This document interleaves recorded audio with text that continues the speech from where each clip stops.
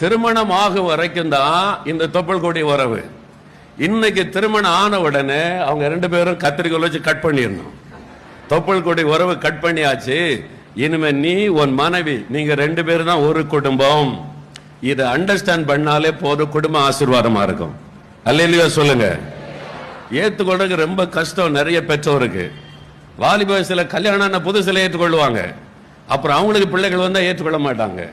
ஆனா நம்ம வசனத்துக்கு கீழ்ப்படியணும். இதான் வசனம் சொல்லுது. ரெபேக்காள் பாருங்க, ரொம்ப தூரம் பிரயாணப்பட்டு ஈசாக்கோட வாழ வந்து விட்டாள். இப்ப அவளை தாய் ஸ்தானத்துல ஈசாக்கு வச்சிருக்கிறான். என்னுடைய தாய் இந்த ஸ்தானத்துல நீ எனக்கு ஆறுதல். அது மாதிரி கணவர்கள் உங்களுடைய மனைவிக்கு அந்த ஸ்தானத்தை கொடுக்க வேண்டும். சிலர் அடிமையா வச்சிருப்பாங்க.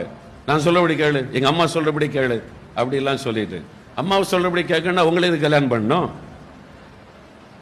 அப்படி சொல்லக்கூடாது. வசனத்தை கவனிங்க.